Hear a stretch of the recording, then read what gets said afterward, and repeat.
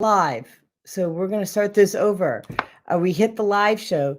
Thank you to Chris Fetchula. Thank you very much for letting me know that we were not live. I hit the live button and it didn't go live. So we're going to start over again, I guess. So I know that this was on Blog Talk and it was on Podbean, but we need to have this on YouTube. So today's show is about giving the spiritual gift of healing, and the first Tuesday of every month is having Michelle Froge, the Rockstar Coach. We do intuitive healings together. We give advice and readings and provide insight by accessing consciousness. And it morphed into looks like they're having trouble streaming to Facebook. Give me a minute, please. We're having trouble streaming. Okay. This is interesting. Okay, so they're just not going to let us do it on Facebook today, and that's okay. We are in the Facebook group today, but we are not going to be on the Facebook Live. So if you if you're watching this or you know people who do watch and they can't find us, they can find us on YouTube this morning, Blog Talk Radio, Podbean, and then the Facebook group, Shifting Your Mindset to Reclaim Your Health. Okay, so we're there. There's a reverberation already. So, Raj, you've got yourself muted. So anyway, I guess I'm going to do a quick repeat, which is, as we, there was a lot of energy here at Susan Essentials, which is where I live, but it's also where I work and where we're creating the Church of Divine Guidance. And over the weekend, we created the Labyrinth, and that morphed into some amazing energy, where we also had our dear friend, Jeremy Freeman, who is the CEO of Freeman Formula, who creates Upgrade, and which I'm upgrading my brain right now. And it was a delightful experience. And when we were having the after conversation, Jeremy shared the path of his 16-year-old daughter, Alex Freeman, who is also a rock star. So we have two rock stars on the show today. And she, whether she knows it or not, she's a channel, right? She accesses consciousness and I believe has the most amazing spirit guides. And they guide her in a way that's unrecognizable for a 16-year-old. And quite frankly, she was being guided much younger than that. And she wrote a song that I'm going to have her sing here today, or ask her to sing here today. She agreed to do it earlier. And her music fits in with the show today because it's about healing. Her music is healing. And I think that I just want to stop now and bring everybody on the show and let you experience what I'm referring to. So the first person I'm going to bring on is my co-host, Michelle Froge. Welcome. Grand Rising. Grand Rising. Can you believe I hit the start, but the start didn't go? It happens. You hadn't had your upgrade yet. It's all good. I know, right? I took mine this morning as soon as my feet hit the ground. I was like, that's what Jeremy said, so that's what I'm going to do. Well, and it's been interesting. I still have a household full of people, right? Yes. So I'm like I don't have my routine. Yes, routine is good. I love my routine. So I'm still trying to get the label off. Okay, I was off of my routine this morning. I got up at 6:30. What? Who am I? What? Well, and that's what the upgrade will do for you. I mean, I think it's an accumulation into the body of a frequency that helps you rise up in a way that's unrecognizable. Well, it was unrecognizable for me this morning because Michelle doesn't get up at 6:30 normally. You're so funny. I'm rolling over. I know my girlfriend. So yeah. Yes. And cheers. Cheers. Oh, that's good. Mm. And I bring on Rajai and Alex. And y'all need to unmute. There you go. There we go. Good morning. Good morning, Grand Good Rising. morning. How is our technology, Raj? Go ahead and say a few words and see if there's any. Well, grand rising to everyone. I'm glad to see you on here, Michelle. It's only been a couple days, but love to see you every time I see you. Alex, you're amazing. Can't wait to hear you sing. And I can tell you, your dad is very, very, very proud of you. So keep up the good work. Thank you. So, why don't you all, because this is a little bit different for my listeners, starting. I'm going to ask Raj first to start with who and what he does, then Michelle, and then Alex. So go ahead.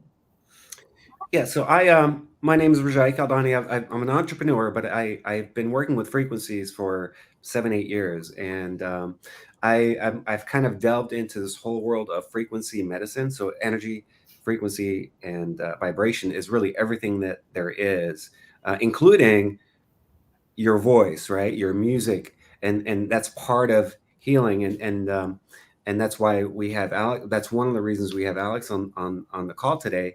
Is really it's about tapping into this healing energy, whether it's through music, through words, through really just a feeling that we can create within ourselves, right? Because everything is energy, frequency, and vibration. And as you all know, we all need more healing. We all need more compassion in the world, and we all need a higher vibration that allows us to be more harmonious with each other. And so when we have bright souls that grace us, like Alex, who can share a message that inspires people to to be better, to be different, to really uh, be in their own power and be in their own um, really just in their own magic, right? Because we're all magical creatures, um, to really just own that. And so I love this whole field of frequency because it really is the essence of everything that there is. And so that's kind of what I do. My main thing is just educating and teaching people and having people experience what frequencies can do for you. Awesome. So good to spend more time with you, Rajai. It's always fun. Absolutely. Grand Rising, everybody. Again, I'm Michelle Froge, the Rockstar Coach.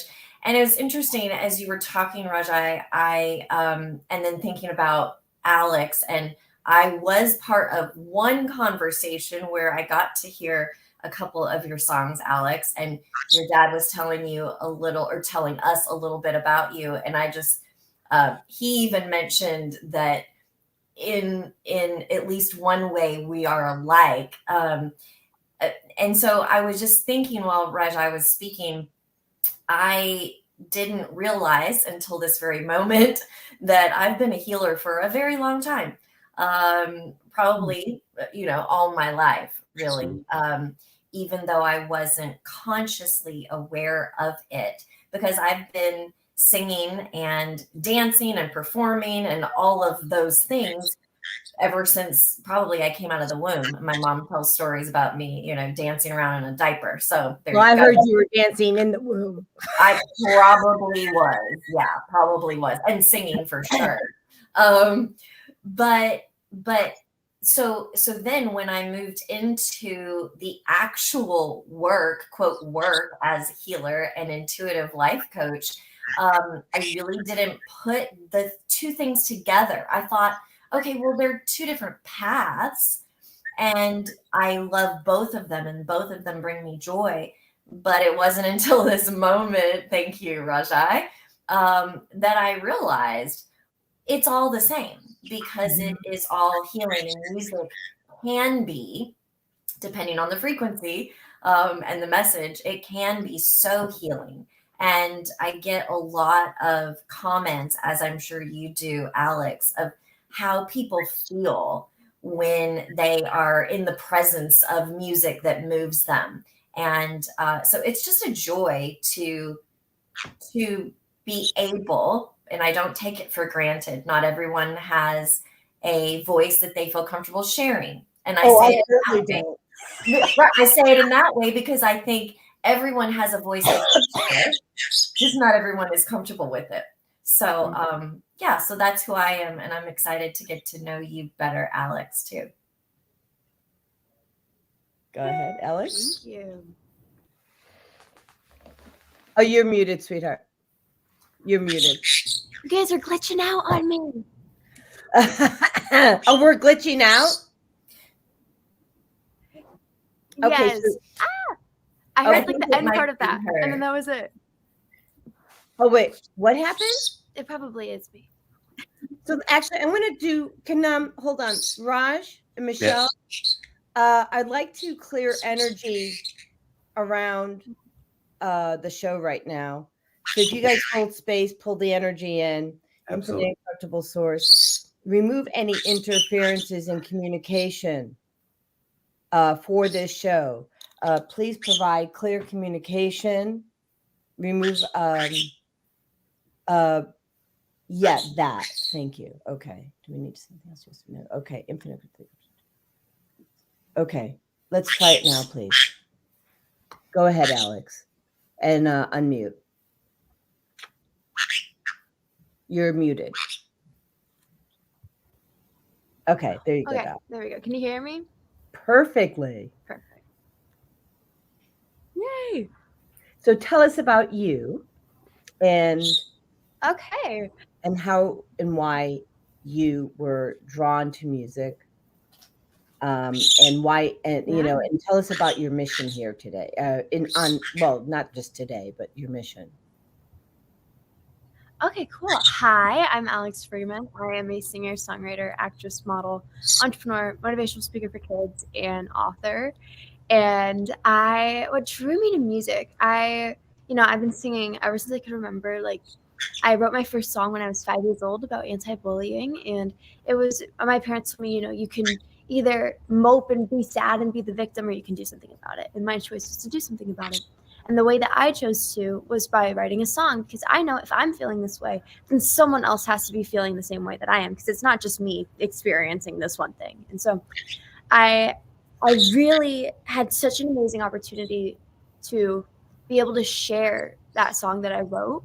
And it was the simplest thing. It was called Be Nice, and it just, the chorus repeated, and it was like, be nice, oh yeah, yeah, yeah. And it was super easy, repeated like it was a billion times. But I really had such an amazing opportunity to go into schools and perform and open for Kids Bop and so many different people singing that song. And it gave me, my message at the time, which was full on anti-bullying and talking about, when you see something, you say something, and it's very like being, it's anti-bullying. There's not much more to get into it than there. But I mean, I really, that was so important. And I was like, I want to talk on this and touch on this. And so, I was 5, 6, 7 years old through that time, going into schools and talking with kids. And so now I've kind of ventured off from that and come back to it and back and forth a little bit. For a while, I really was so big on, and I still am, on suicide prevention. I had lost one of the most important people in my life to suicide, and it was such an earth-shattering, like, heartbreaking experience. And being able to,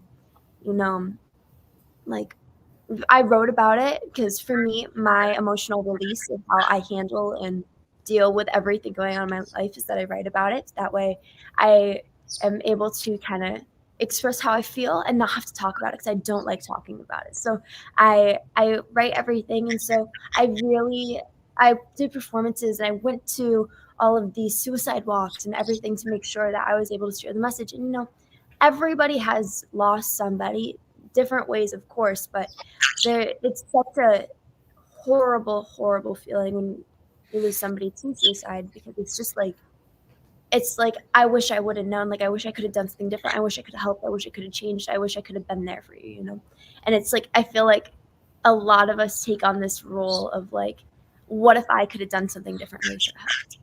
And so I feel like with that, I wanted to be there and be able to talk about what I've gone through and listen and hear what other people have gone through. And so, I wrote this song called Somebody to talk about, how I felt and my experience with it. And so now my mission has been, talking about suicide prevention and anti-bullying. And I'm currently working on this anti-bullying book it's a kid's book because I was talking with my sisters and I had found out like I was bullied when I was in kindergarten, and I was like, maybe it's calmer now because everybody's like, bullying's not what it used to be. Like it's not, like it's nowhere near what it is. And then but we also have so many different sources of bullying today. We have cyberbullying, we have Well, you took the words right out of my mouth with that one, right? Like that cyberbullying stuff. Yeah. It's Ooh. crazy. Mm-hmm. And so they have in person or written or whatever. There's so many different like streams and ways that it comes to these kids, and it's crazy, honestly, because there's so much going on, and they're so receptive. They're so little, like they hear it, and it's what goes in their mind. And you're like, oh my God, this is heartbreaking, And so I'm creating this really cute little. I just finished writing it yesterday, actually. Right. This book that was like it's so cute. It's about anti-bullying and talking about like how to deal with it, like in a good situation, being positive and not taking it and like moping and being upset about it, but finding a way to go around it or not accept it and be like, you know what, I'm great and I'm sorry that you're going through your own issues that you're putting on me, and that's okay. If you need to release them, then release them, but don't put them on me. And so talking about that and showing that through like a couple really cute little characters that are based off of my dog's names, which I'm so happy about. So there's so much going on, and I'm so excited to be here talking with you guys today. So, meet Fagla, by the way, because if I don't introduce her.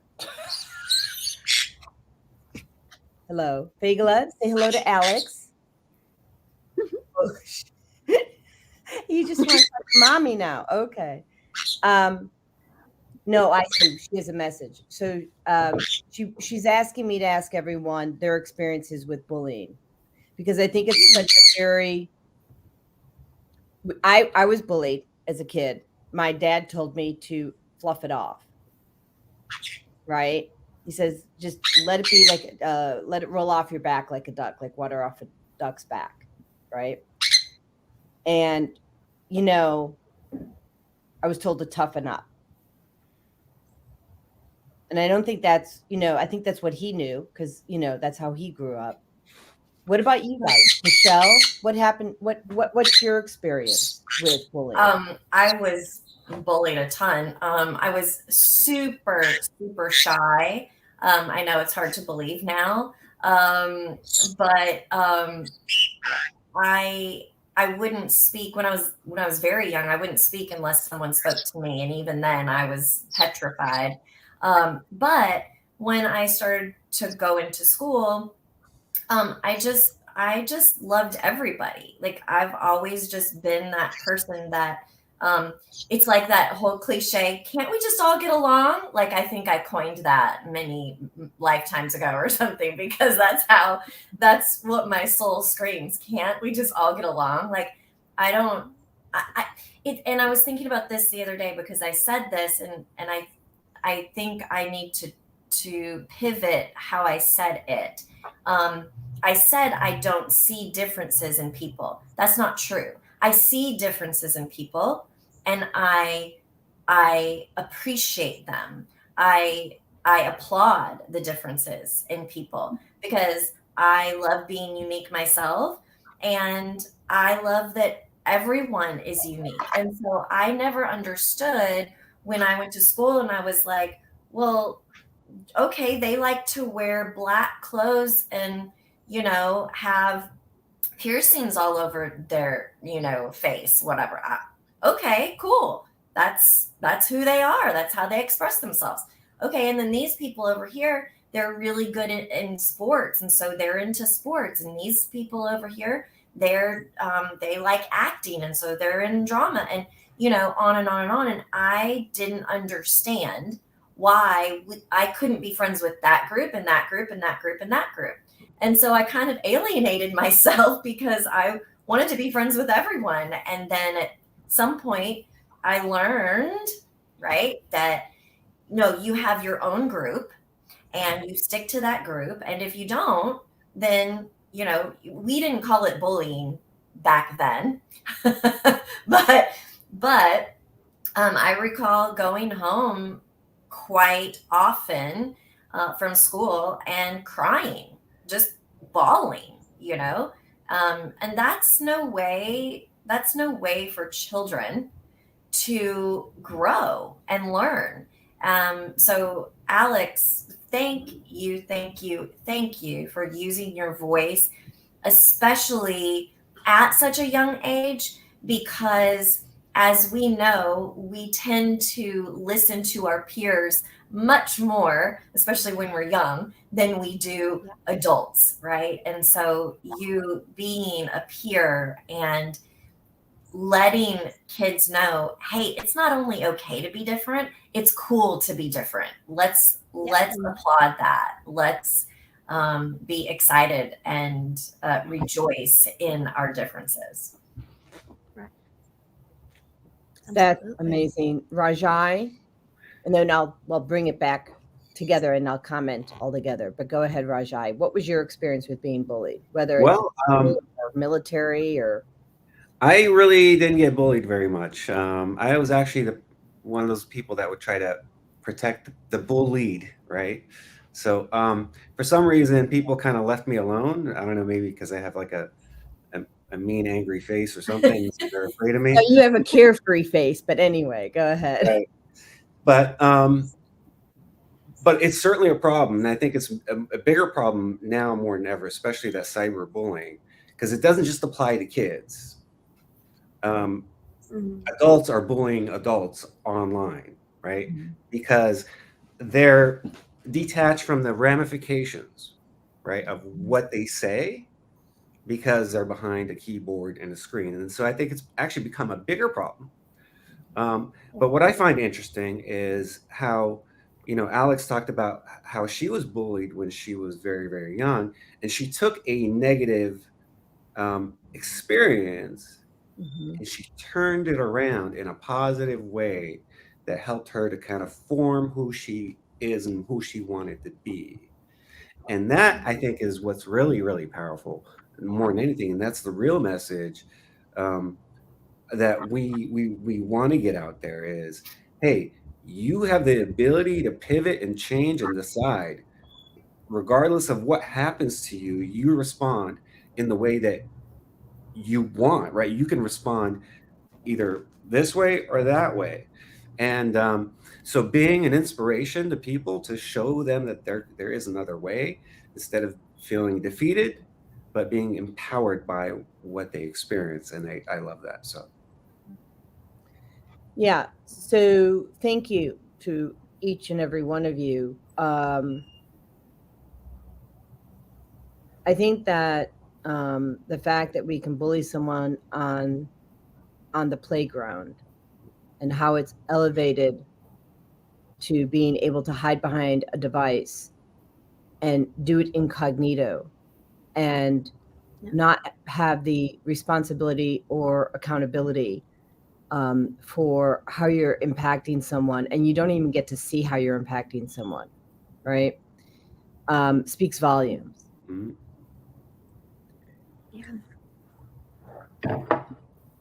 I'm trying my best this morning not to do the blubber cry. So that's why we have these really big pregnant pauses. I'm doing my best. So please bear with me. Alex, you inspire me in a way that I don't know how to even express. It took me a long time to find my voice.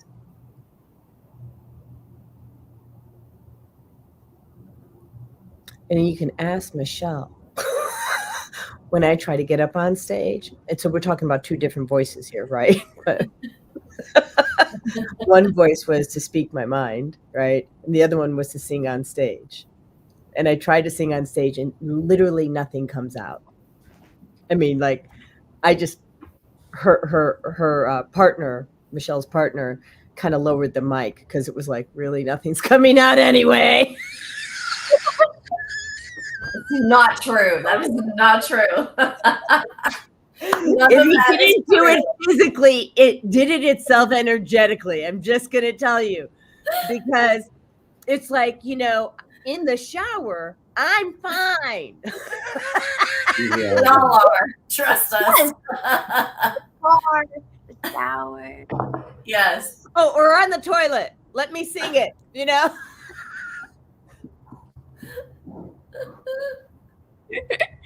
So the fact that you are the voice of multiple generations is how I view you. Multiple generations, you are the voice of children of all ages, because you wrote your song at 12, right?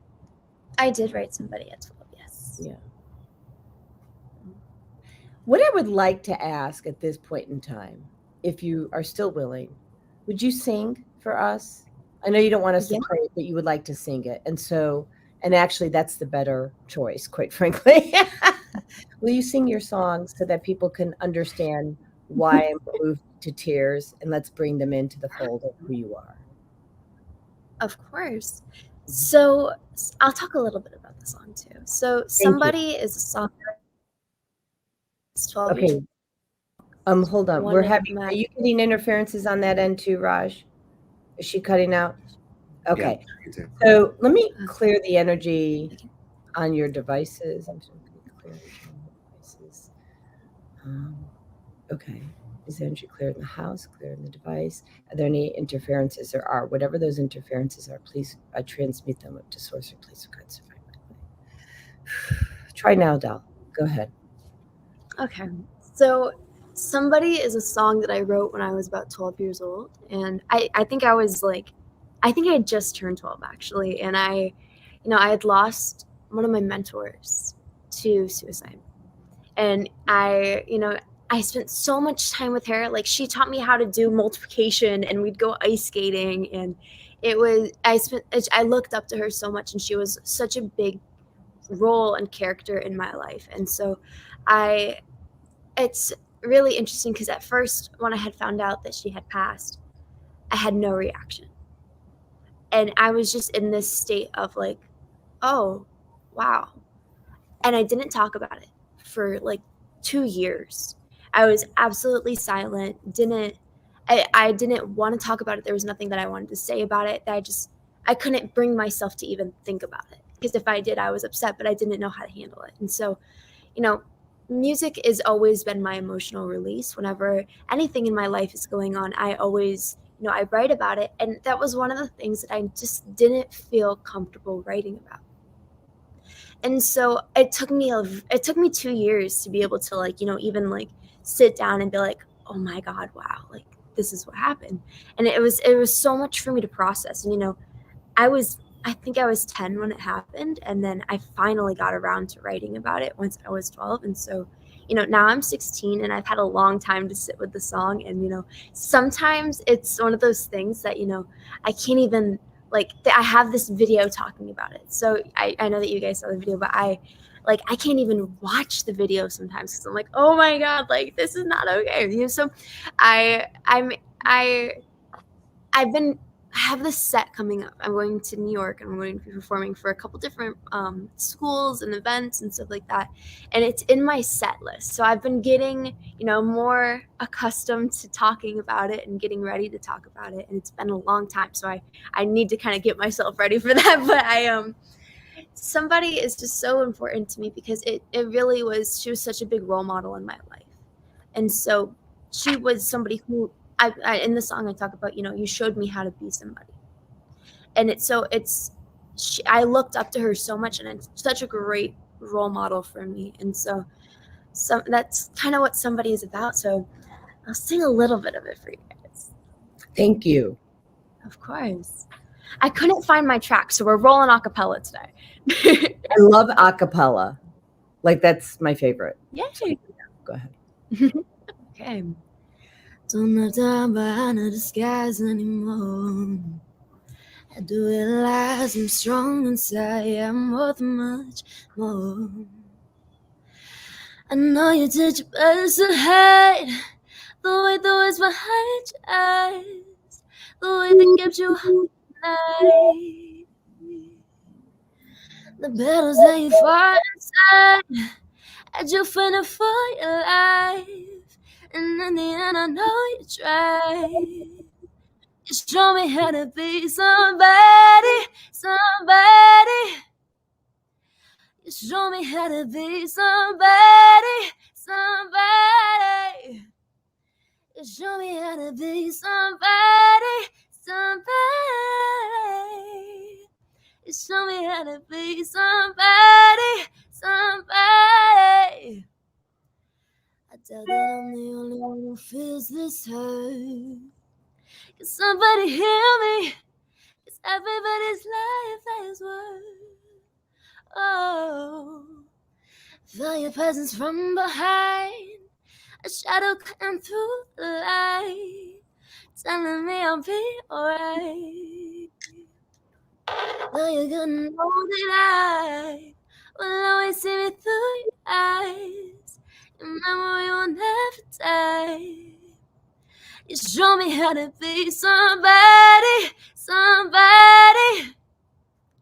You show me how to be somebody, somebody. You show me how to be somebody, somebody.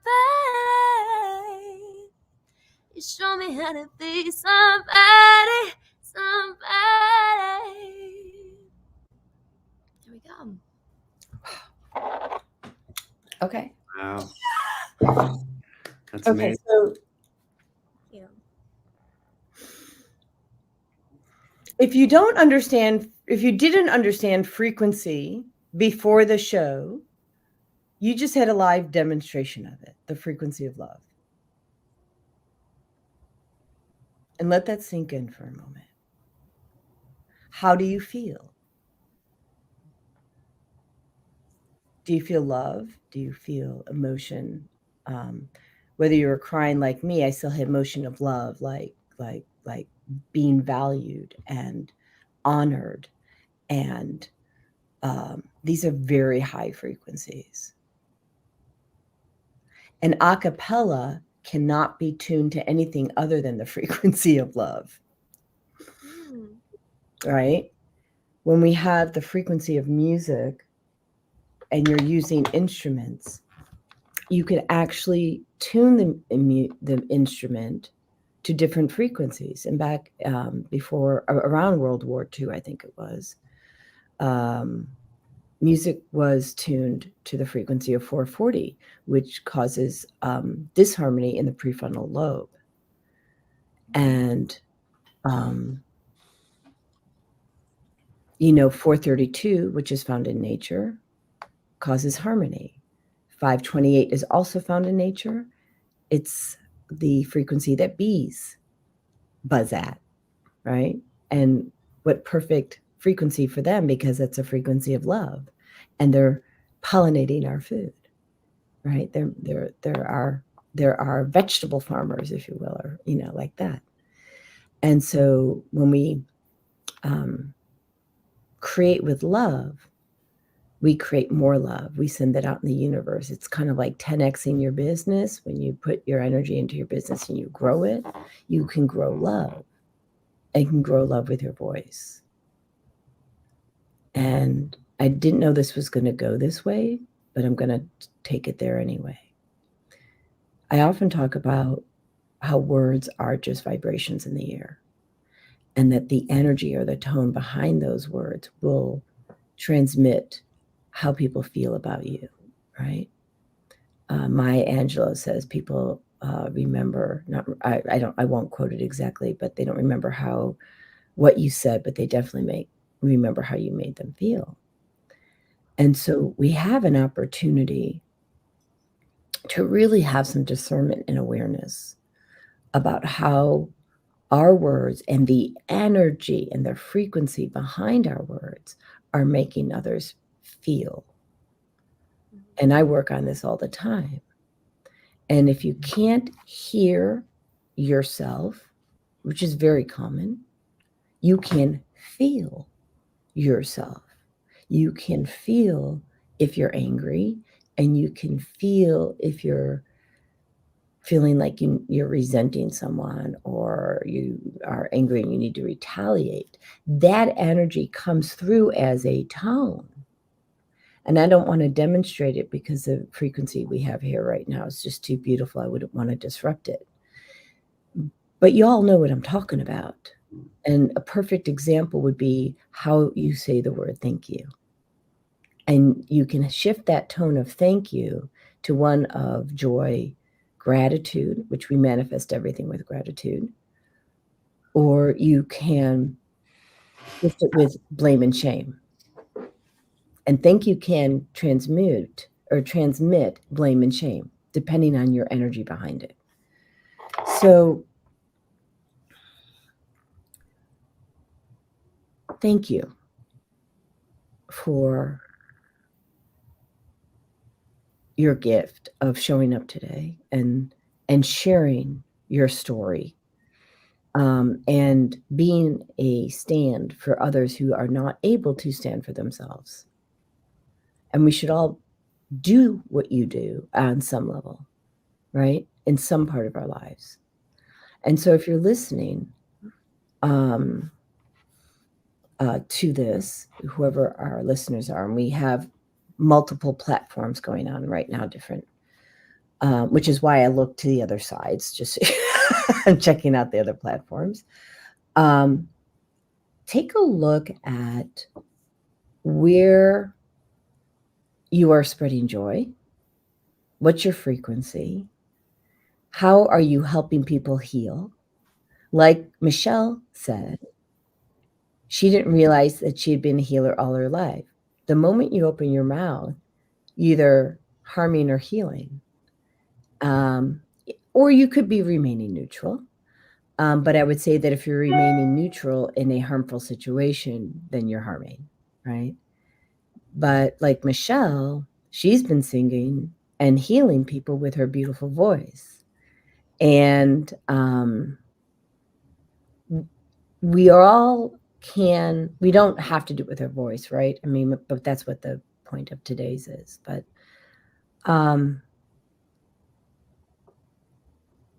if you would, Alex, share with us you have an organization that you've already created at the ripe old age of 16. I hate to see what happens when you get to be my age. You're just going to be like, the queen of the world. Tell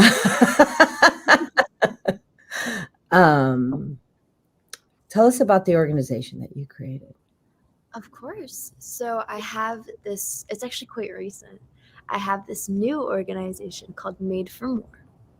And it's really sharing, I believe that, we have the potential to do so much and be so much and, be a catalyst for positive change. And it's so important to me to share that with, I the whole time that I was creating this organization, I was thinking of my little sisters and like my best friend's little brother. They go through so much every single day in school. And so seeing, they're getting bullied constantly, and like seeing everything that's going on with them is it's so insane to think about. Like, my sisters are 9, and they every day are enduring so much stuff. There's so much going on. And so, I created this organization to be able to, stand up against bullying and stand up and make a change and make a difference. Because, there's always parents and teachers and principals and, coaches, like people who are an active role in people's lives. But, when you hear, oh yeah, don't bully, like bullying's bad, like don't do it, like it's not stopping it, it's not changing it. And they don't listen. If it's one of those things that I feel like people are supposed to say, and they don't always mean it. It's just like, yeah, don't bully, that's it. And then it's a done thing. And I feel like someone that's closer to the kids who are, listen, like being bullied, they need to hear someone who has been bullied and has gone through the same things that they have at the same level or worse. And 90% of students from grades 4 to 8 are bullied every day. 90%. And it might be higher because a lot of these kids aren't saying that they will. They're so scared of saying, oh yeah, this kid said this to me today, this happened, this kid, whatever happened, they don't even want to talk about it. And so 70% of students have seen and witnessed bullying, and 48% will never say a word. Because So they've been bullied 70%. themselves. Yeah, because they've been bullied themselves. And Alex, Yeah. it just came to me that we have an opportunity to help people understand something. People, and I'd like Raj and Michelle to pipe in after I share this, if you don't mind, because I know that you guys can handle this. So, bullying, the root cause, is not being heard and having a lot of anger. And it's about retaliation and resentment. Those are your root causes. Like, they weren't heard at home, and they're going to make sure that they're heard here, like wherever here is, right? And so there's an opportunity to help people become self-aware about how they feel and how they show up. Michelle, I'm going to hand that to you. Go ahead. I was actually thinking about this morning, and yes, completely agree. The root cause. And then I also thought of something else. Sometimes when other kids are impressionable and they want to fit in for whatever reason, they can either not speak up because they want to fit in and they don't want to, be the subject of the bullying that they're witnessing if they haven't experienced themselves, or they could be needing, I'm going to use that word, needing that acceptance so much. And for whatever reason, they're looking for it in their peers. Mm-hmm. And so if that is the case, then they're simply going along because they're going with the flow. They don't want to, disrupt the apple cart, so to speak.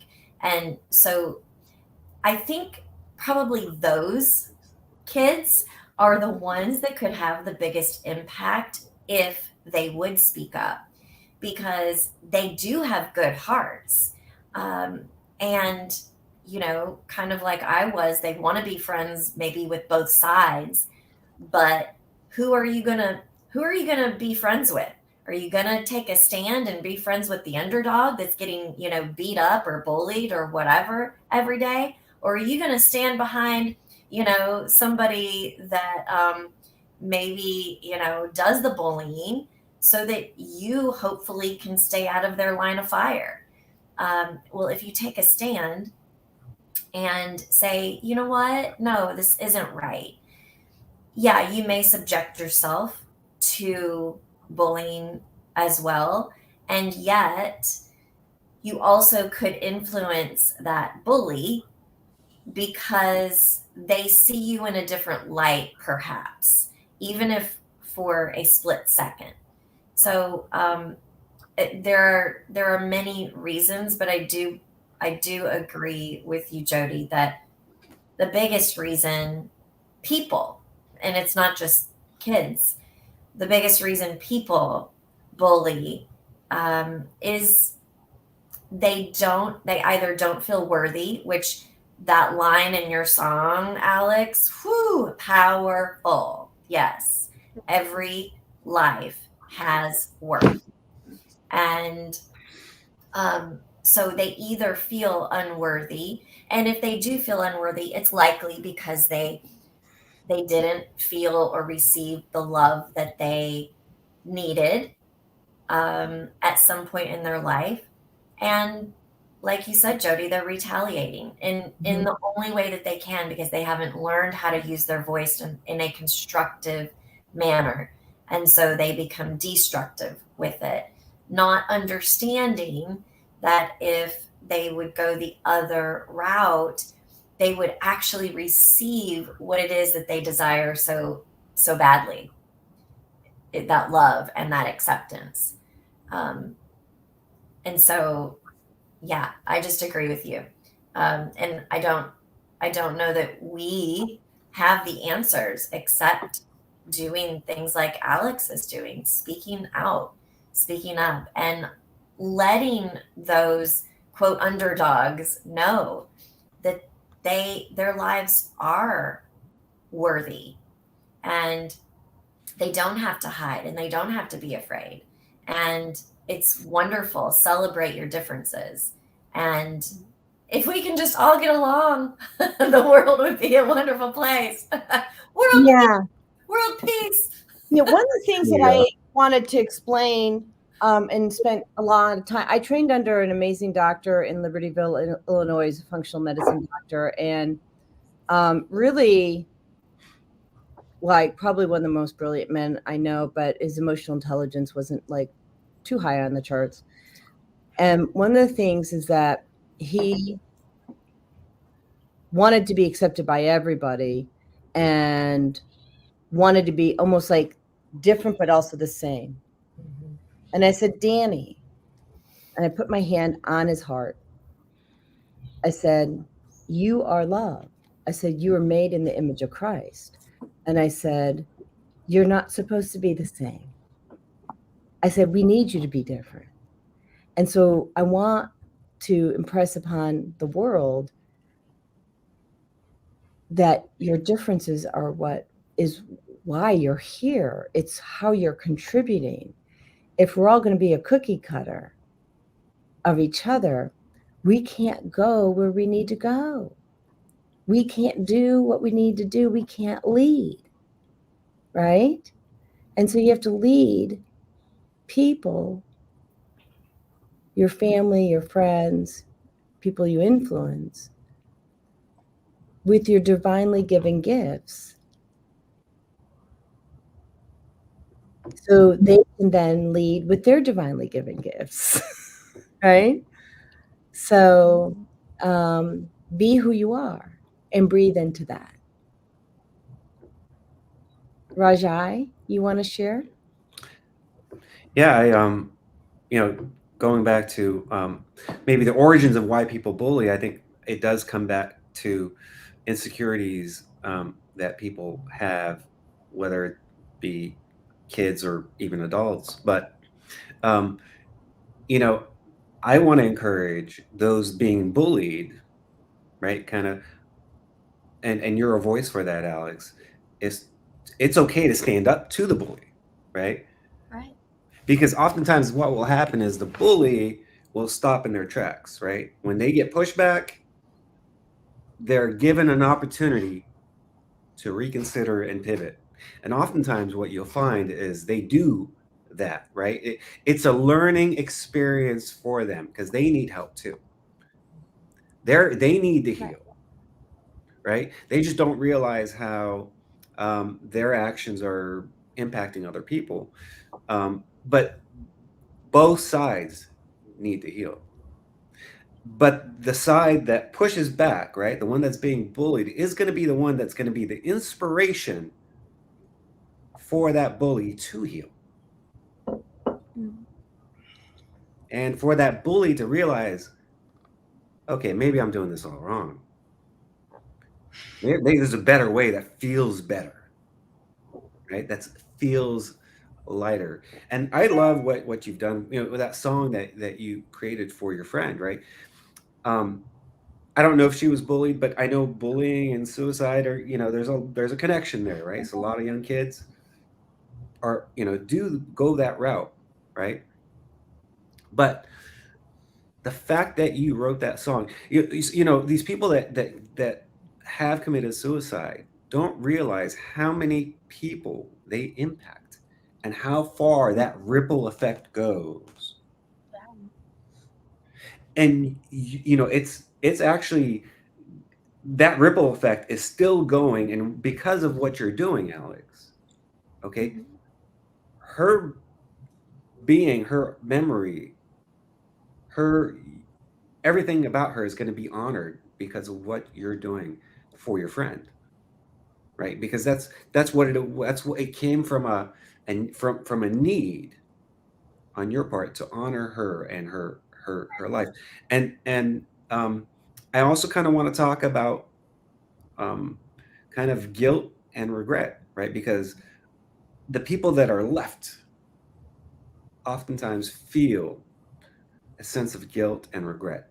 Like, I could have done something, I should have known, but I didn't know. And I can definitely relate to that. And I want to, for the people that are out there experiencing, who have experienced that, well, I will say to you, I was suicidal years ago, and I almost did myself in, and no one knew.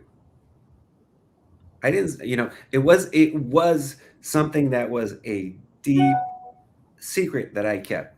No one knew. On the outside, everyone thought I was fine. Not a single person knew. Not one. Right? So, the people that friends and family had no clue.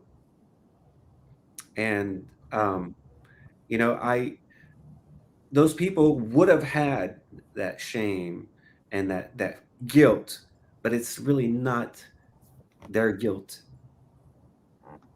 to carry. And so I love what you're doing. I think that this conversation needs to be had. You need, what you're doing in terms of inspiring people to make better decisions, to reconsider, and also for those people considering what your friend did and what I almost did, is that there's a real impact. You are loved. People are thinking about you. People care that you're here and that you're doing what you're doing, and you're making an impact whether you realize it or not. So thank you. At some point, you felt invisible, right, Raj? Yeah, it's definitely, you're kind of, you feel like you're by yourself, completely by yourself. But So, yeah, and you feel like you don't count, sure, and no one's going to miss me. correct. And what's this worth living for anyway? Yeah. I think we've all been there. Yeah. I know I have been, right? My dad energetically pulled me out of harm's way. He already passed, and our ancestors are very powerful, and they can move mountains, people. And he literally pulled me out of harm's way when I was going to, go forward with the self-harm approach as well. I don't know that, most people have contemplated this at some point in time. So let's tie this back, if you would, to healing, right? Because this is what the show's about. Mm. And I'm so grateful that you're here, Alex, because why do we need to heal? Because we were treated in a way that didn't serve our highest good. We were taught a way that should never be repeated, should have never been programmed, should never have been imprinted. And so you can self-heal through singing, through music. Mhm. There's science that shows that humming actually heals the body. And you can send the hum to any body part, and that vibration can heal your body. And then there's quantum energy healing. And there you go. Now, that was a quick transition. Yes, Absolutely. Got to have a little levity, right? Because, it is first thing in the morning. So, interestingly enough, this morning, I pulled 2 cards for the collective. It's usually Michelle's gig, but I was called. And which one for? Right, that's what I thought. Okay. The first one was Break the Chain, Ancestral Patterns, Healing, Rewriting the Future. And I got chills. And then Dance with Life, do something to change your energy. And that's what we're talking about today.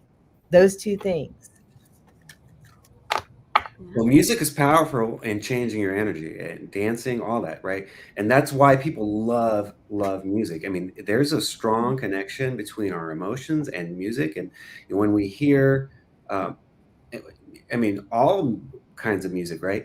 Depending on what it's intended to do, it can make you laugh, it can make you cry, it can make you, feel joyous, contemplate things, right? So I want to hear more about how that song helped you heal and why you use music and how Mm. has music been used in your life to heal, not only you, but like maybe people around you, but like specifically start with you, Alex.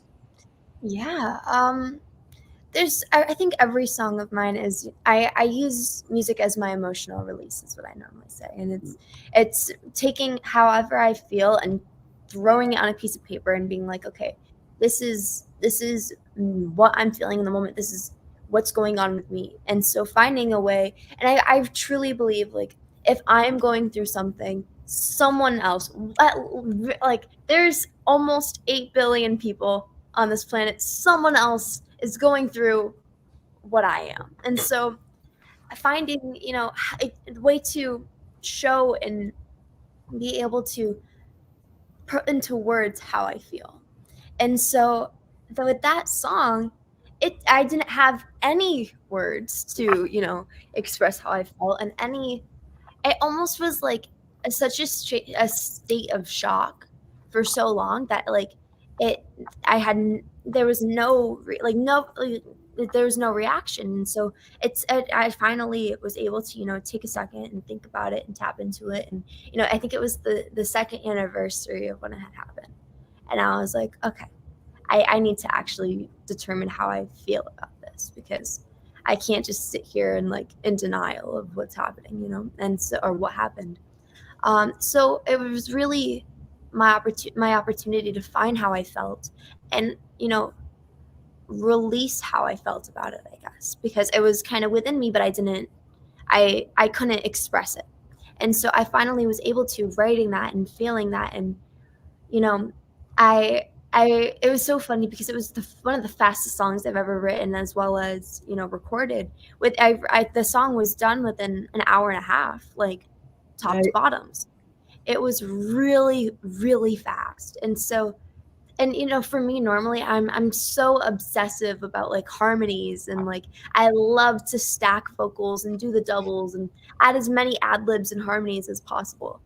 I don't think there's any on this song, like, at all. It's the lead vocal and the track, and it's just really, I feel like it's the most simplistic almost of my songs, because it's truly my vocal, the words, and the music. And so it's, for me, it was such a big, like, okay, I understand how I feel about this now. And so there's a lot of it took a lot to write it, though. And so a lot of my songs, they're all whatever's going on in my life, and there's sometimes I do steal a few stories from my friends here and there, but I'm an empath, so I get to. So Yeah. I want You can relate to that. I understand. I'm very big on, like, listening to, what's going on in my life and my friends around me and people around me. And so taking, when they say, I'm the most empathetic crier ever. If someone cries, I cry. It's not good. It happens all the time. And so for me, it's like, I understand how they feel, and I able to feel what they felt. So when there's a good story, I have the opportunity. I take bits and pieces, but when it's something that I've gone through, it's such an it's really, and I'm like my friend's therapist. I take everybody's feelings and emotions and I try to fix every problem, and I listen and I take everything on, and then it ends up sitting with me, and then I'm a disaster. So I really found that writing out how I felt or how they feel or how whatever the situation is, it really allows me to take that weight off of my shoulders and be able to put it, it's still a part of me, but it's not holding me down and being heavy on me with my energy and who I am and like how I feel. And so for me, it's very important to me to be able to write how I feel and everything going on in my life. And it's such a big part of who I am. And that's how I express myself. And so, yeah, that's kind of how I release through music. I'm asking the collective what questions you might have, so people can ask their questions about healing through music or bullying or what their experiences are. This is a safe place to share. Whether you're on Facebook or YouTube or Podbean. We also have Podbean going and Blog Talk. So Podbean, you can actually send it to me in a text on Podbean, or you can ask to come on the show, and your voice will be heard. So you can do that. We have several people listening on Podbean this morning, and on Blog Talk, and on Facebook and LinkedIn, which you can't see that, and YouTube. So if you have thoughts that you want to share about healing through music, I know there's someone who's listening on Podbean, and I know he heals through music. PS is his initials if you want to share. I'm such a sneaky girl. He's also another brother, a brother from another mother. But I think, we can, we can self-heal. And this was originally supposed to be, 2 hours of healing, but I think we are doing that. We're just doing it differently. And then Chris says, I used frequency music and dance to relearn my balance and how to walk again. That's amazing. I used frequency and sound to get rid of my post-traumatic stress disorder. Because I was basically, my home was a war zone, right? I grew up, I was used as a punching bag in the hospital many times. Imprints of fingerprints that were on my neck, from a family member, and getting stitches, right? No one ever told the truth about it. And so I had a lot of post-traumatic stress. Actually, they're calling it injury now. And so my doctor, Michelle Kukla, from Healthy Living Counseling Center, introduced me to a sound frequency device called the BOD, Bioacoustical Utilization Device. And I use that device when I saw her once a week for 5 years. And it does a reset on the neural network of the brain, bringing it down to baseline. So whatever trauma you have, you can reset it. Now, not everybody can afford that. I love you back, brother. Not everybody can afford the BODs. And I bought mine after I got off of disability, because I was disabled for just under 4 years.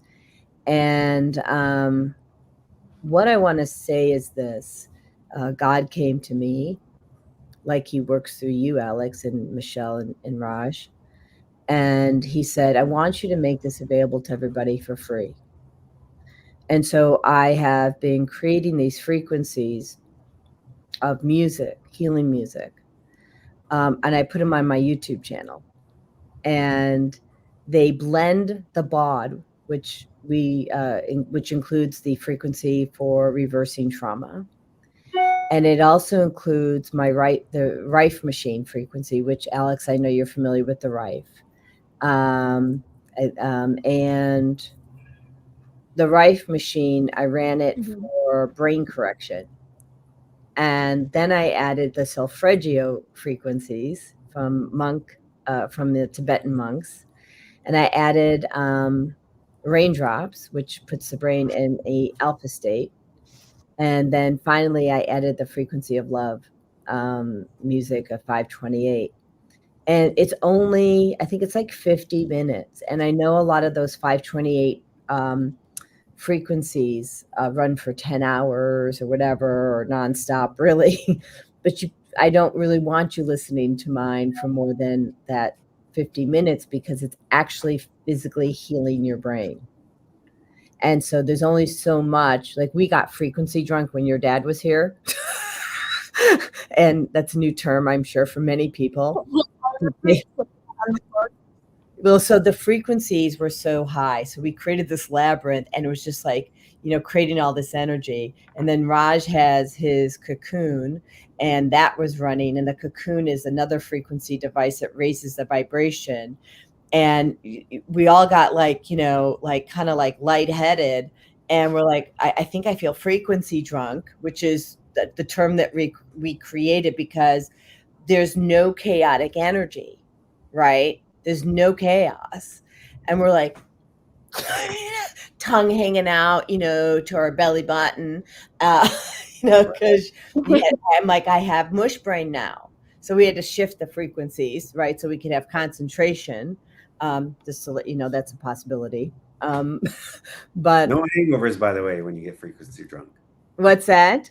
You don't get any hangovers from that. No, you don't get any, no hangovers from being frequency drunk.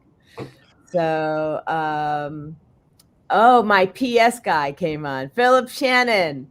He says, the beauty of healing through singing is that I don't always know what will come up until I start singing.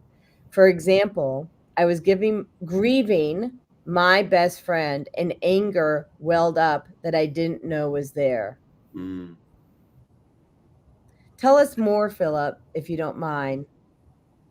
And how, if you're willing, and if you're not, it's so okay.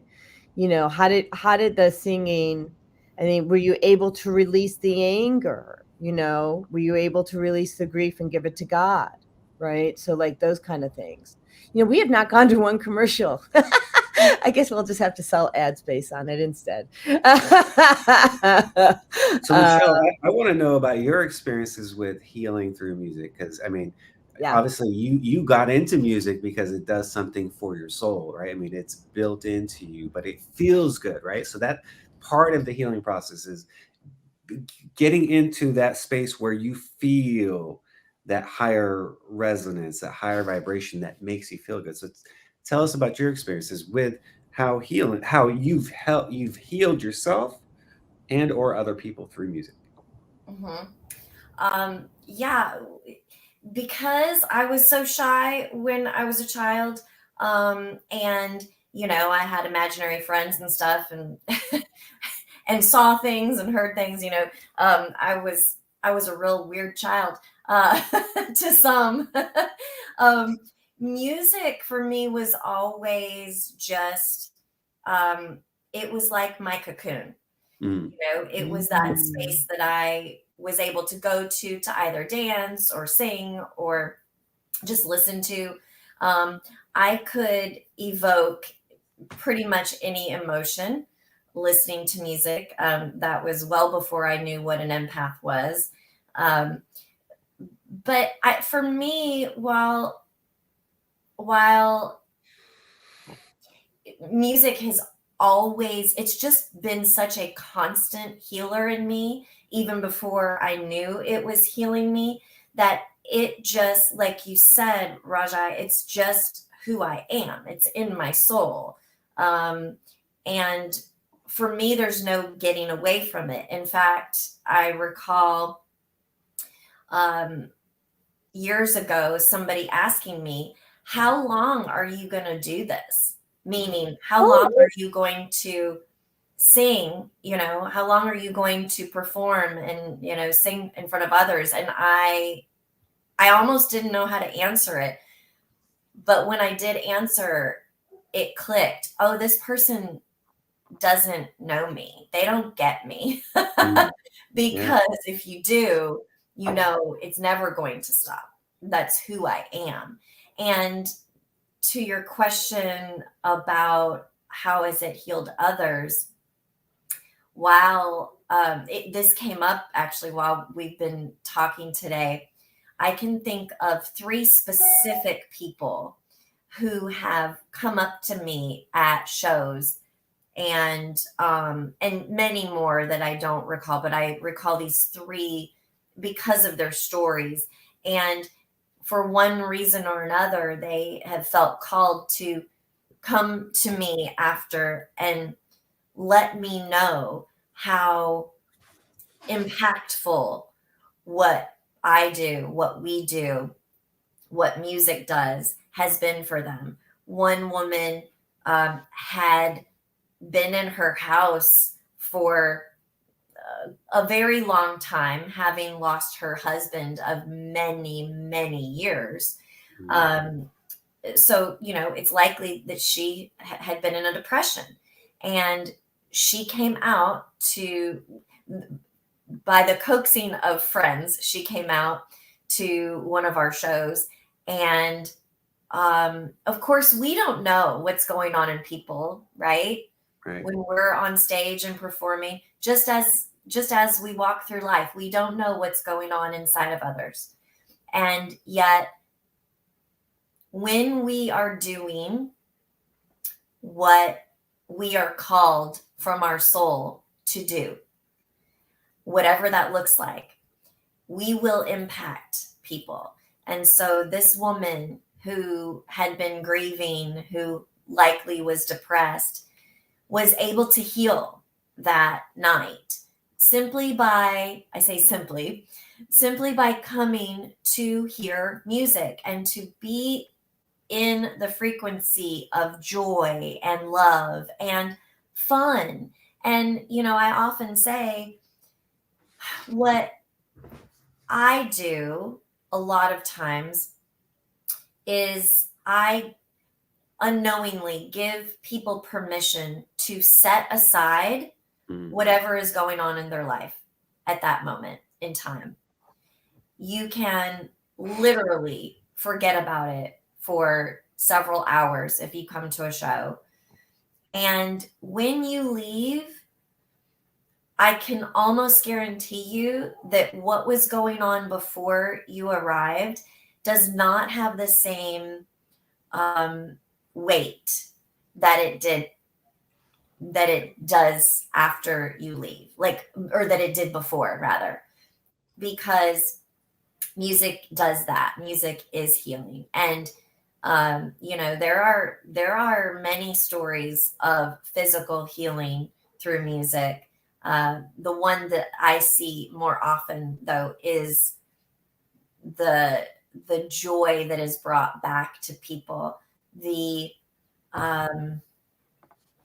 willingness to get out of the house and kind of get out of their own bubble that they're living in and experience something different, and giving themselves permission to let things go. Because I know too, a lot of times when people are grieving, they feel like it's dishonoring if they go out and have fun, or if they feel joy. Well, there's it's called sitting Shiva, right? And actually, when in the Jewish tradition, the spouse is not allowed to go out for a year, depending on what level of Judaism you practice. And so the spouse is tethered to the house for a year. You're supposed to grieve for a year. I don't know about you, but there's no one in my life that I want to have grieve that long for me. I mean, I've done my work, right? When it's my time, hallelujah. Right? I'm good. I'm On good. to the next dimension. Yeah, I'm good. I'm ready to go back to spirit form anytime. And so, yeah, I think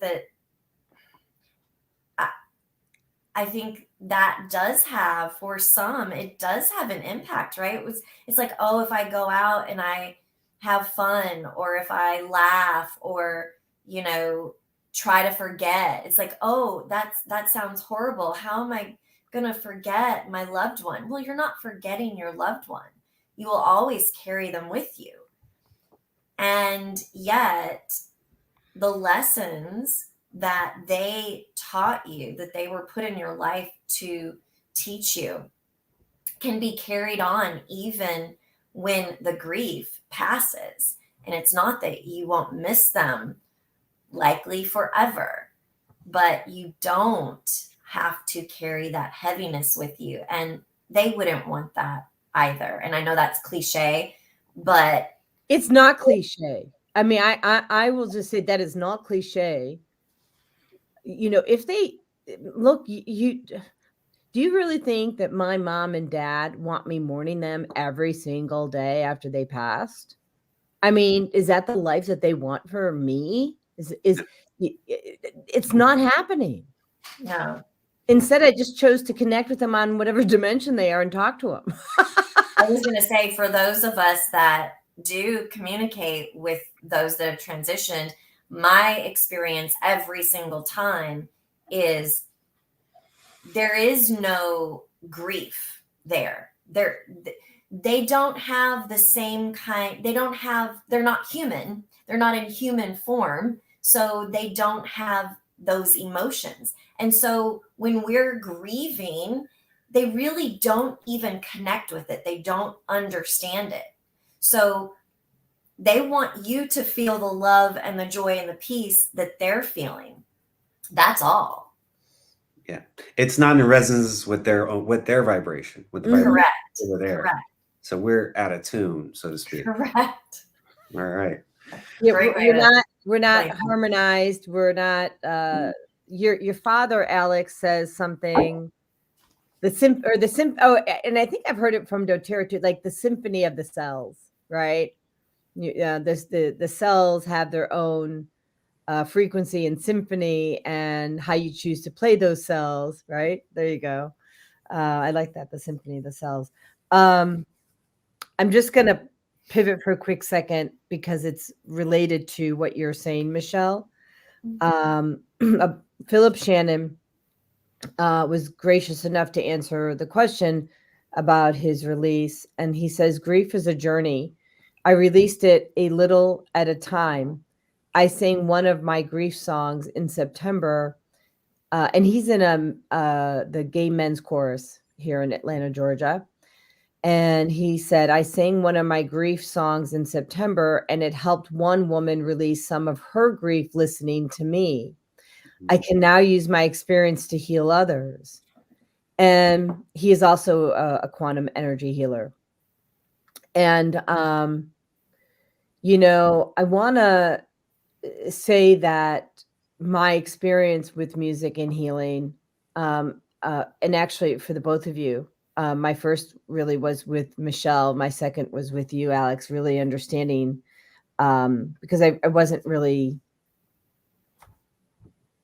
in a space to understand it before. But I agree with you, Michelle. Like when I go to your concerts, it allows me to compartmentalize and get rid of the negative things that I'm putting my attention on, right? It gives me the diversion that I need so I can just kind of experience peace, joy, and happiness again. And then I come home, let's say I'm back on target with the issue at hand, right? I've had the opportunity to release that energy and come back to it with a renewed outlook to view it as the observer, and what would I do as the observer in that situation, right? And then I have a clearer mind and greater discernment around that.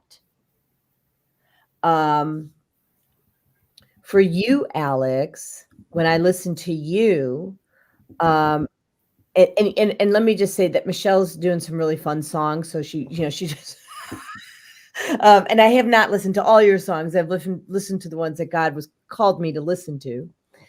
And, but you take me to a level of deep consciousness.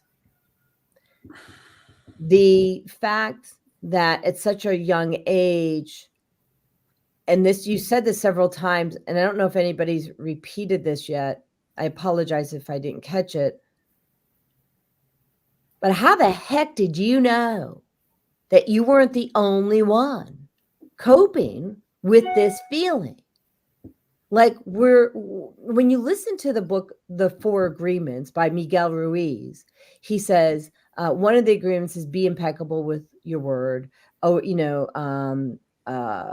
oh, goodness gracious. Don't take anything personally. What's the other two? Do you remember, anybody? Here, the Four Agreements. I was going to say, we'll have to look it up. I'm going to. I got it. So, yeah, be impeccable with your word. Don't make assumptions. Always do your best, and don't take anything personally. Well, I suck at the don't take anything personally thing, right? And I think it's only me, right? And I never thought, Alex, that, oh, other people must be going through it. It can't just be me, because I was made out to believe that, whatever I'm feeling must be off base, right? Because you're crazy. Like that, they gave me the crazy button. So cool that you thought that. Where did that come? Did that come from your mom and dad, or did that come to you naturally? Where did that come from?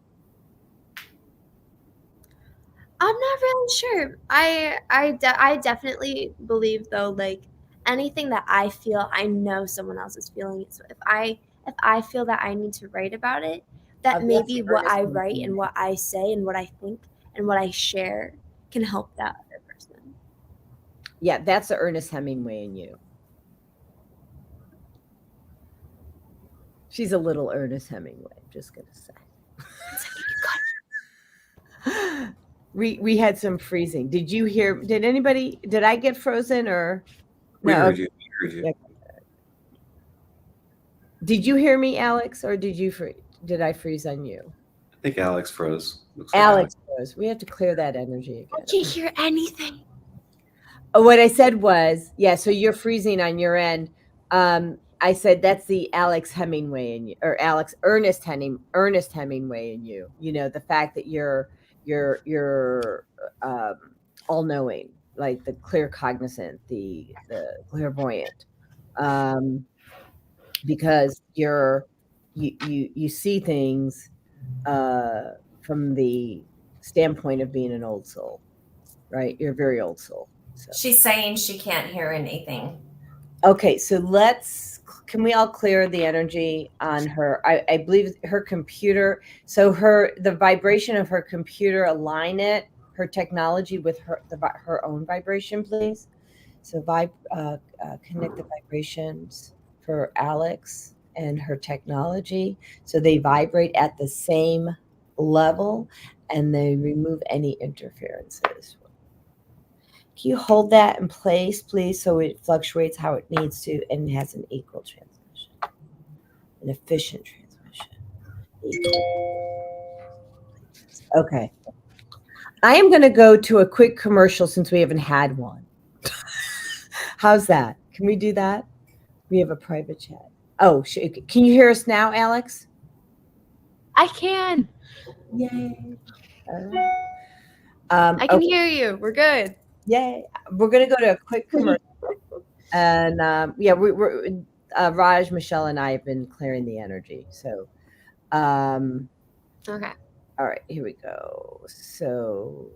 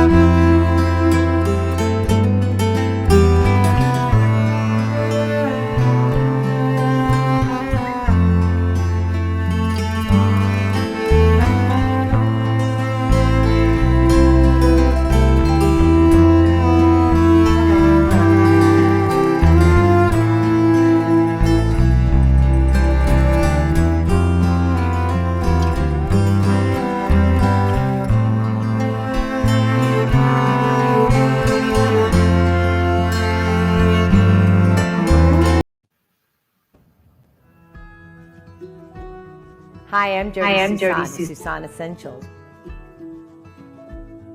I started Susan Essentials in 2015 because of a personal health journey. I was over-medicated and put on 19 different medications. And yes, I reversed all my chronic diseases using plant and energy-based healing. It was amazing. At Susan Essentials, we support both consumers and businesses, and we do that with helping your employees or yourself with a food as medicine mindset. How Susan Essentials supports businesses and consumers is we teach people about a food as medicine mindset. So we support people on how to support their own immune system, how to support their brain health, how to support their emotional well-being. And we do that all with plant and an energy-based healing. Well, welcome back, everybody, to the show. We do have a caller in on Blog Talk, which I'm going to bring in.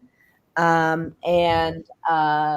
number is 312-882, and would love to hear what your question is, and also share with us first your name and where you're calling from. So here we go. Welcome to. Yes, good morning, Grand Rising. Good rising. How are you, Jody, and your guest, Michelle? How you doing? Yeah, we have Michelle, we have Alex, and Rajai.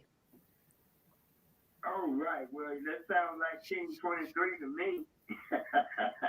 This is Minister Plump, Robert Floyd Plump, Chicago, Illinois.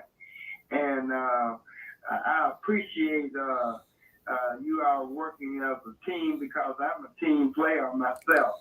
And most of all, vision, personality. And I just want to reflect on, thank you for using your PMA today, and that's positive mental attitude. And then I want to kind of comment on bullying. It is a negative mental attitude, and that's the difference. The PMA attitude is positive mental attitude, and the negative attitude is a way of life that people use the wrong language. And in bullying, when I say the wrong language, those are people that are hurt, and people usually that are hurt other people. So, one of the languages that I would like to encourage you all to do is kick the K word. Kick the K word is really that language of kid, K-I-D. And also, I'd like for you to respond to that K word. Do you think that that's a negative word or a positive word? So great question. First of all, it sounds like you think, Minister Plump, why do you think that kid is a bad word? What's your interpretation of that? Well, it's the wrong language. It causes people to use and thank you for asking too, Jody. It causes people to use the negative mental attitude, and I use the PMA attitude, which we must also. I use music, and I'm the president of Plump Music Production, and I use music because music is a way of life that you can address also in a negative way or a positive way. See, I'm a 23, and numbers don't lie. People lie. Black, white, red, brown, and yellow. They all lie for whatever reason.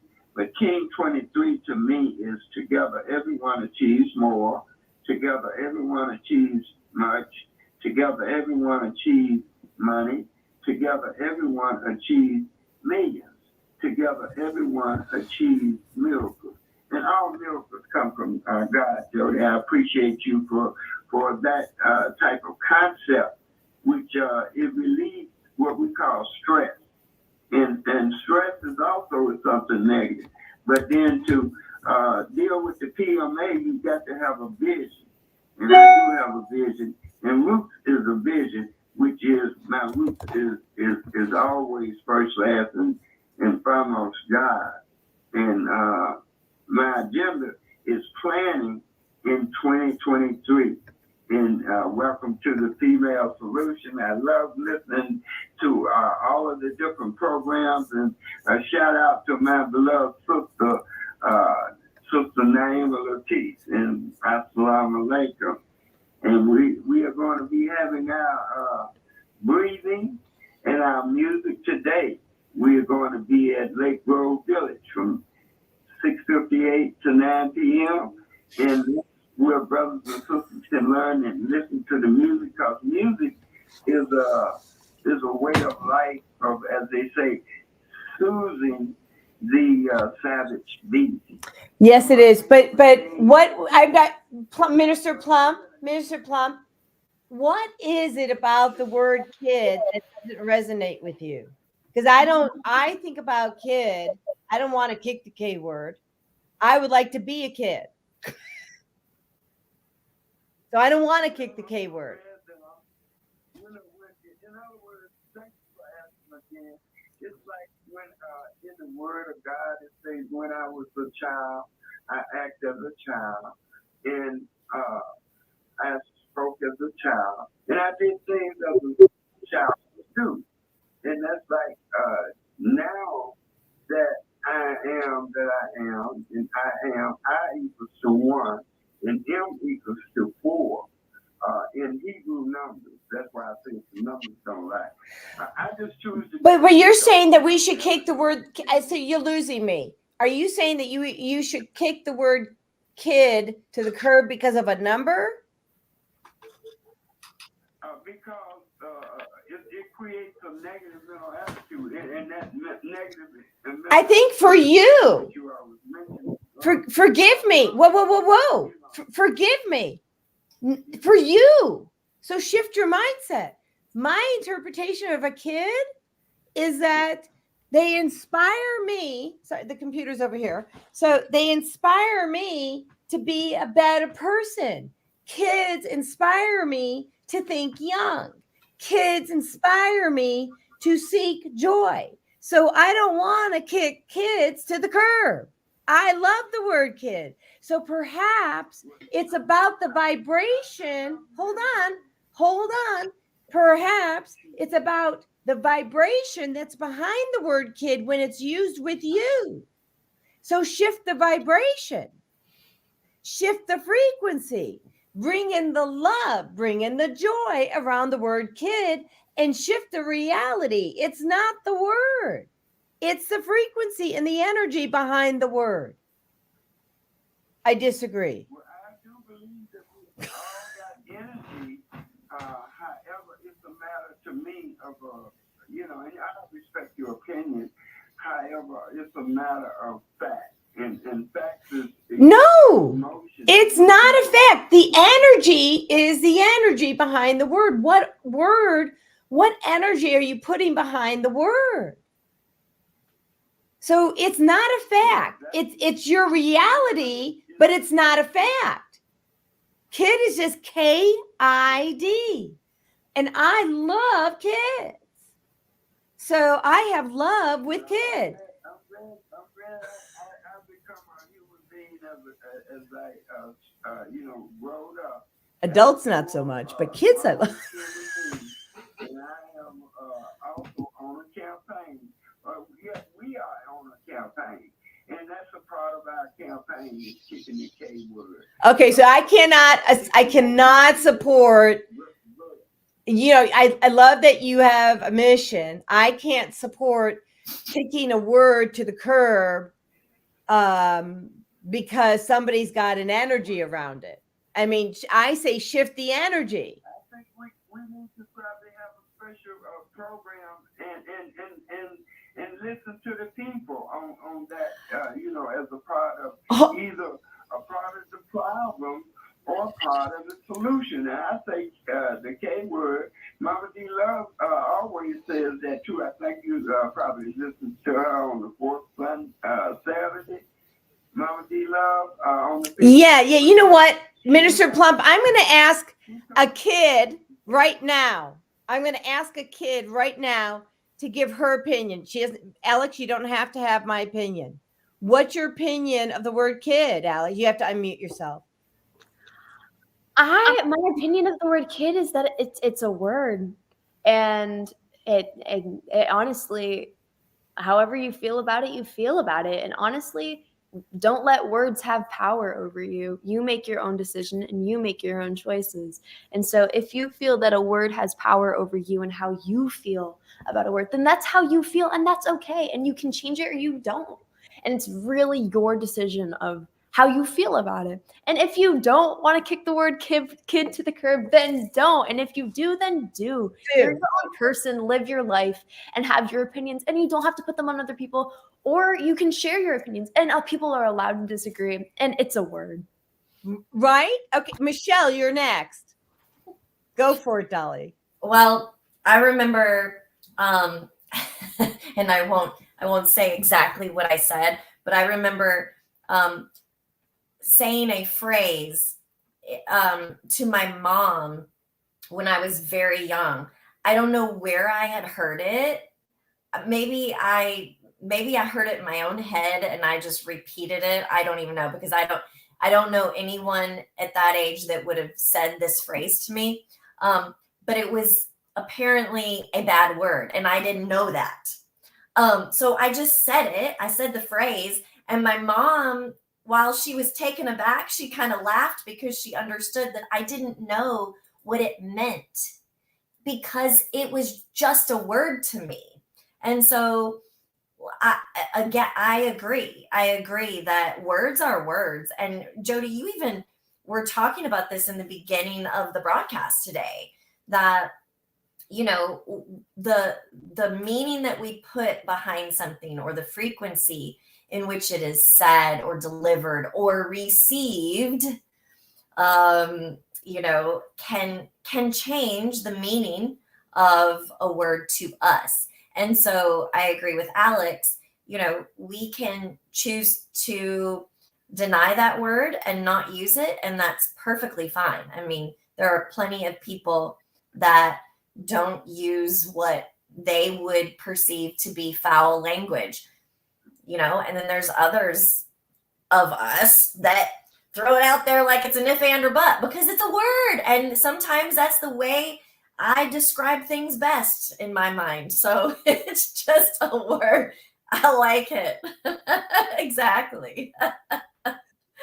Well, oops. So I'm showing my easy button and my button. Went on there. But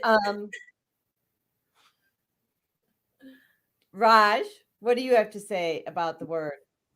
You know, I don't have much to add. You ladies were brilliant in your explanation on, and I stand with where you guys are at with that, and I really don't have much more to add. So you guys were brilliant. So I want to add then to this, Alex, you're brilliant. I mean, everyone's brilliant, but Alex, you know, it's your 16 thing that you got going on.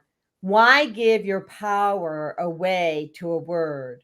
And the other thing I have is, why are we vilifying things?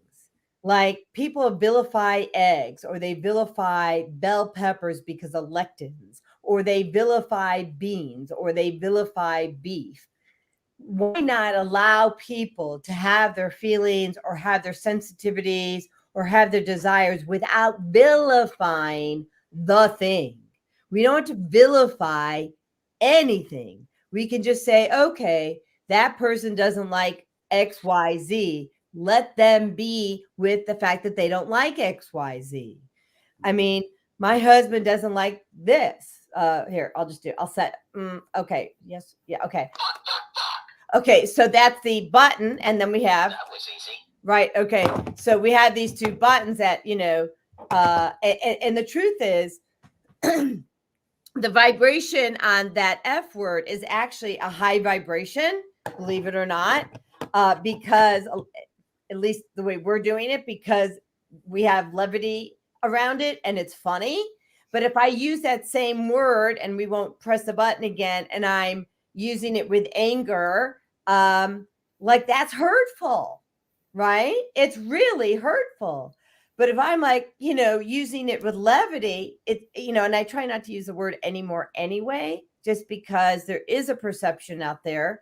But, and that, by the way, when I was in the 4th grade, Michelle, that was a word that I used that I got spanked for, and I didn't know what it meant. Yeah. Oops. Right? Had no idea. Someone else used it. That's cool. I like the vibration on it, apparently. It got a good It was reaction. a vocab word for the week. What's that? A vocab word. Learning new words at school, you have a new vocab word. Right. Yeah. So that's amazing, right? And so like the thing is,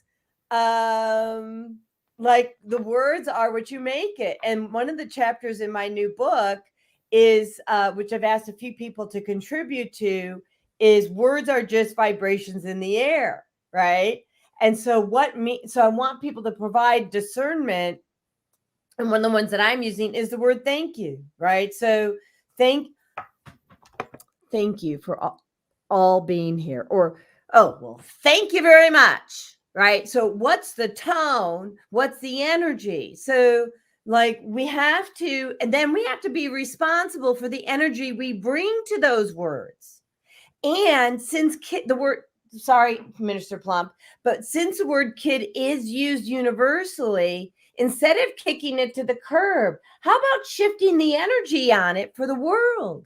Create a new concept and belief system around the word kid so it's surrounded with love, peace, and joy and harmony. Do that. Love on people, love on kids. You know what, Jerry? Yes. Jerry, Yes. hear me? I can hear you. Here. I can Yes, hear. ma'am. I just want to share this thought, with my name, Plump, Plump, which is peace, love, unity, marketing people. And I agree with love, which is the greatest. Matter of fact, we have a concept that we're working on in the community at large, and it's called Black Love Matters Too. And that's on our T-shirts, and it's a fundraiser. And hopefully that the Female Solution might accept that we hold ourselves accountable for the conditions of our community, support our efforts as we exercise change. So I agree with, we have to change our mental attitude from that of a negative attitude to a positive attitude in order to help save the children. Which is a part of, our commitment and my commitment to God as a minister, Robert Floyd Plump in Chicago. So, and thank you for that. But I think that if we really want to shift things, it's just my opinion. You don't have to agree. No one has to agree. I think we have to shift the energy around words and shift the energy around what we're doing instead of vilifying things. I'm so done with vilifying or even glorifying things that someone had posted, and I can't get it out of my head. It was like 6 weeks ago. There was an old, probably a prehistoric alligator because it was so huge, and they hung it, by its neck, and they glorified the death of this animal. I'm like, why are we glorifying the death? Why are we glorifying anyone's death? Even if you're eating that animal, which they weren't doing, I don't think, you still don't want to glorify that death. Like, stop it. Just stop. Be the love. Let's love on people. We have to take our last caller, which is 312721. So I'll bring you on. Thank you, Miss, for calling in. And we're going to close that mic and open up the other one. Okay. So welcome to Cell Care, the Female Solution. You are live. Yes, I am. We've got Naima Latif, the executive producer. Yes, you and the illustrious Zelda, and we are on our way on the shuttle train to the airport, and just want to let everyone know we love you all. It's so wonderful seeing everybody that you came on the show, all the loving energy, and I totally agree. The best way to fix things is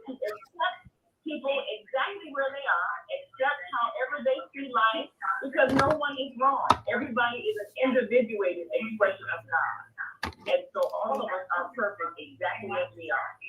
So I couldn't agree with you more, Naima. And the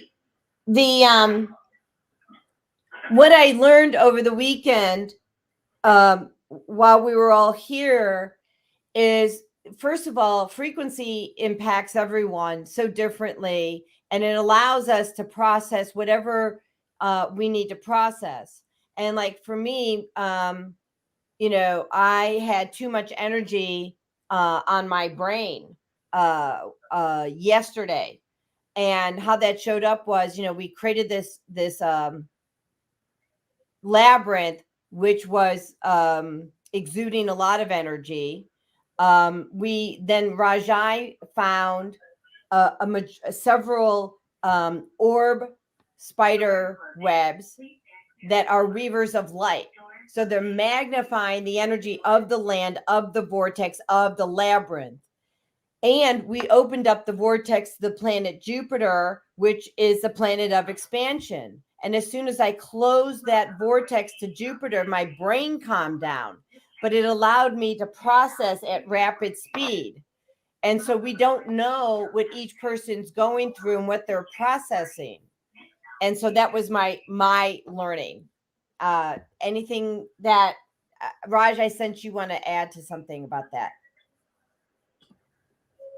Well, it's all, we're all having an experience, right? We're all having a unique experience, and we're all going to express that experience in different ways. And I think the biggest thing is we just need to honor other people in the way they show up, and kind of be thankful and grateful for everything that that is before us, and the opportunities that we have for just by being here in this dimension, because essentially we're all expressing frequency, energy, and vibration. We're all here to become something, right? We're here for a reason. And Alex, like your talents, you are divinely inspired to be here. Quite frankly, I do believe you picked your parents before you came here. And you have something to teach, and you have something to share with people. And so this is really what it's about, is allowing those people to really flourish, and to allow people like yourself to blossom, to become the kind of people that you were designed to be. And I think that's a lesson for all of us to take.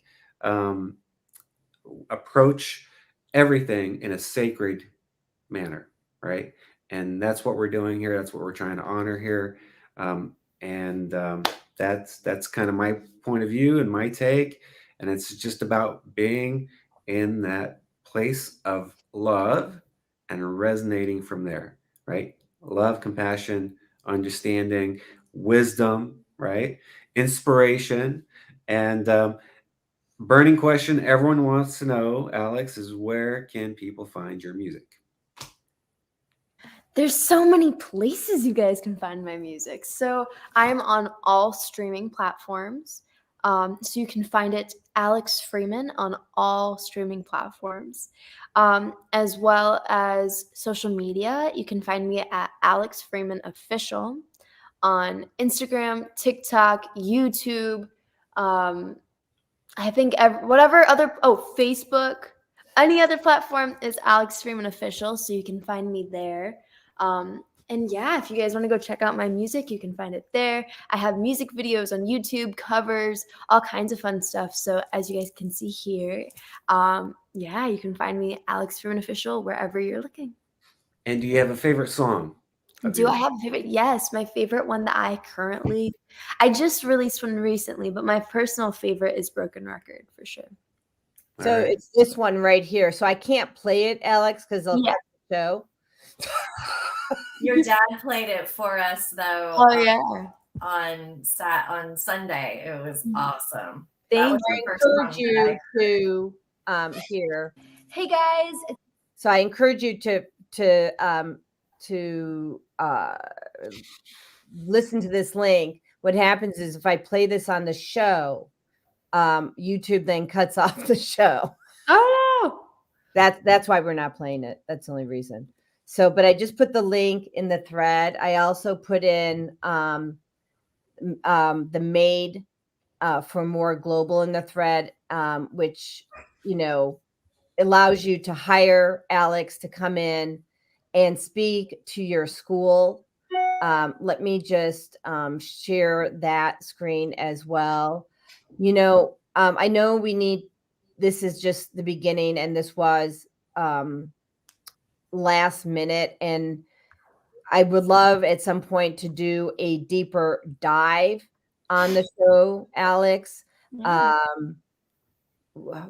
This is just planting a seed today, right?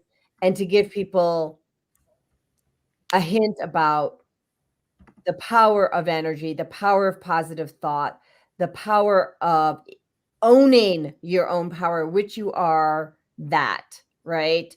And actually, all of you are that, right? Michelle, you are someone who owns her own power. You go on the stage, you're an introvert, but you do it anyway, right?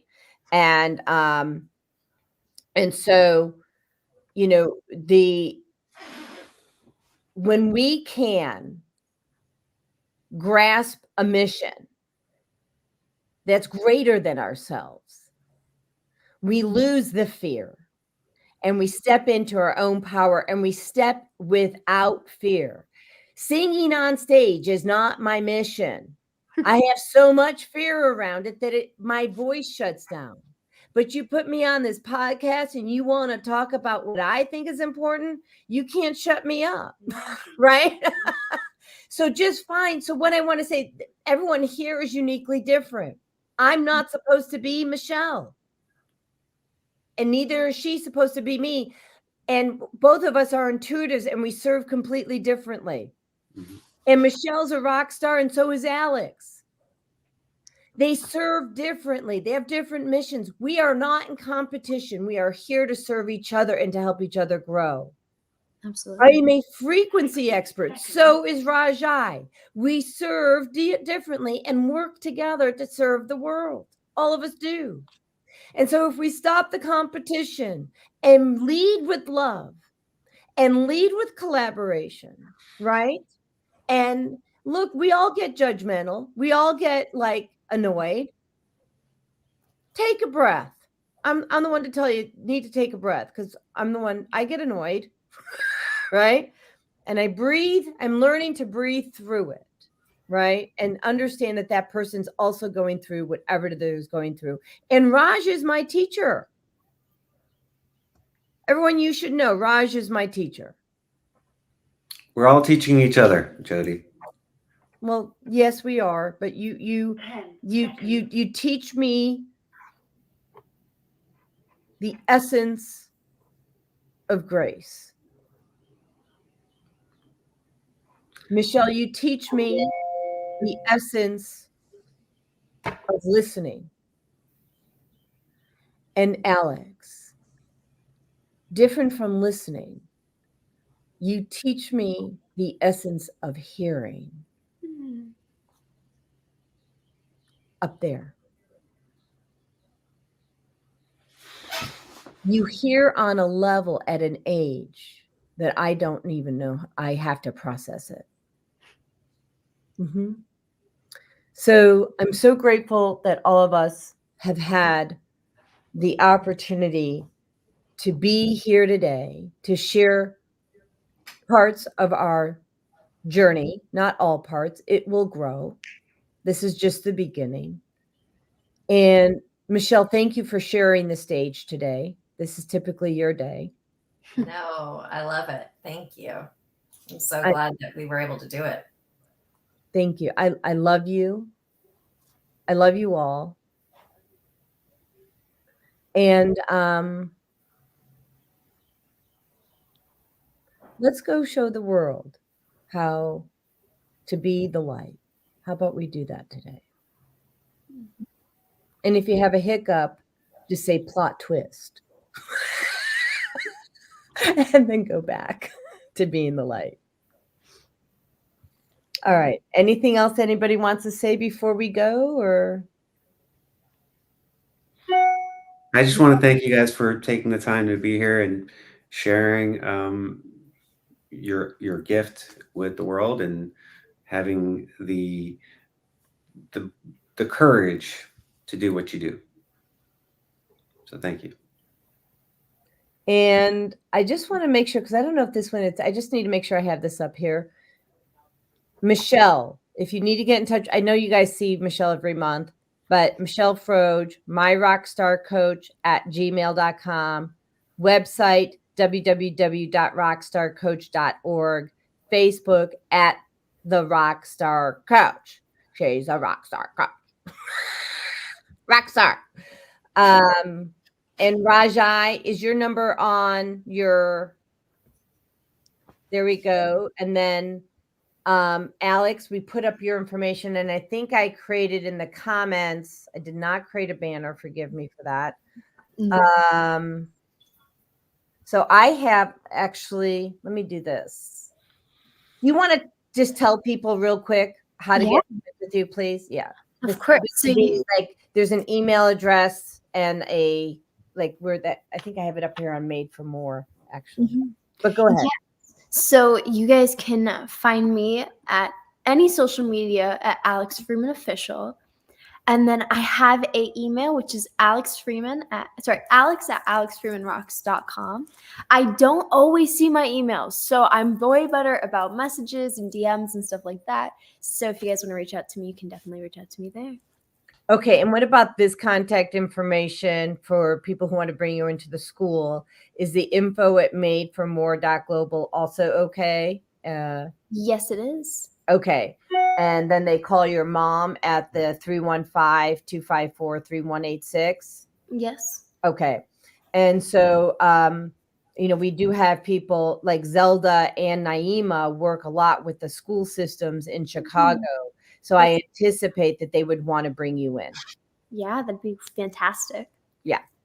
All right. And Rajai, your number here, 847-754-8555. If you need an amazing coach or energy healer, he is also your guy. I think we're good. You know how to get in touch with me. I don't even know where my banners are. Here we go. So Reverend Jody, 847-738-0242, Jody@SusanEssentials.com, or just visit my site, SusanEssentials.com, and click the red button for a free consult. All right, everybody, I'm going to run that ending, and be the love you want to see in the world. Cheers.